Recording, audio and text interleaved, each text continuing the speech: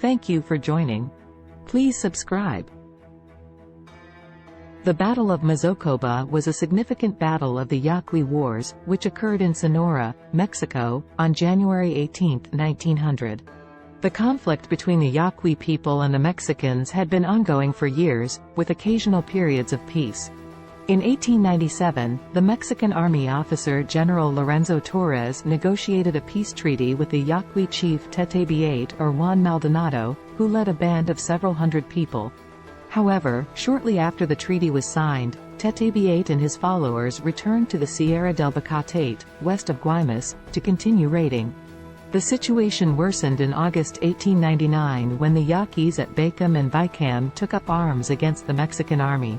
Over 2,000 warriors assembled along the Rio Yaqui and suffered many casualties in the ensuing battle, which resulted in their retreat. Bacatete led between 2,000 and 3,000 people onto a rocky desert plateau roughly 25 square miles in size and about 25 miles east of Guaymas. General Torres responded by fielding the largest army ever sent against the Yaqui, over 5,000 men, both federal and state soldiers. According to conflicting accounts, on January 18, 1900, General Torres was leading a force of 1,000 to as many as 3,000 soldiers when he encountered Bacatete and about 2,000 of his warriors in the Mazocoba. The battle was fought mainly on foot, with both sides using big boulders for cover. The Yaquis suffered significant casualties, with at least 397 men, women, and children killed, while about 1,000 more were captured.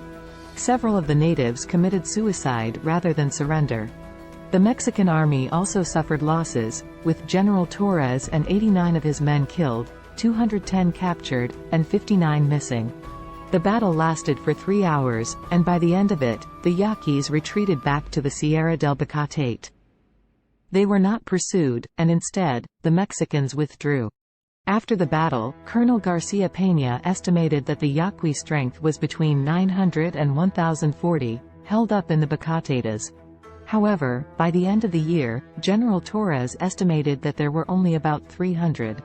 Bacatete himself was killed by one of his own men in 1901, and by August, the Mexican army had ended its campaign. This was mainly due to the expense of waging war against the Yaquis and President Porfirio Diaz's extermination and deportation policy.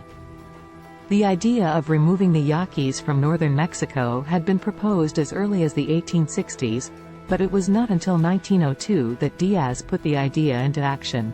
The Yaqui were the main target for deportation, but Opata, Pimas, and Mayos were also removed. Most of the natives were rounded up by Colonel Emilio Kosterlitsky, sent to San Blas, in Nayarit, and from there to the henequen plantations in the Yucatan or to the sugarcane plantations in Oaxaca. Many died in captivity, either by killing themselves or by foul treatment. Those who escaped deportation were dispersed across northern Mexico, and some even settled across the international border in southern Arizona. The battle had significant repercussions for the Yaqui people, leading to the Yaqui Genocide. The Yaquis had become the most widely scattered native people of North America, with some settling on vacant land in the Rio Yaqui Valley. The majority of the Yaquis in the Sierra del Bacatete surrendered in January 1909, and the remaining Yaquis in Sonora were forced to flee to Arizona or were captured and sent to internment camps in southern Mexico. The Mexican government carried out a brutal campaign against the Yaquis, forcibly relocating them to other regions of the country and even selling some into slavery. The Yaqui Genocide resulted in the deaths of thousands of Yaqui people and the loss of their land and culture. Many Yaquis fled to the United States, where they faced discrimination and hardship, but managed to establish communities and preserve their language and traditions.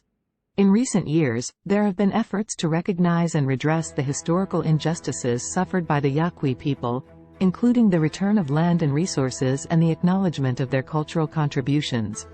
The legacy of the Yaqui Genocide serves as a stark reminder of the ongoing struggles faced by indigenous communities throughout the world, and the importance of recognizing and addressing historical injustices in order to promote healing and reconciliation. Thank you for watching. Please like, comment and subscribe.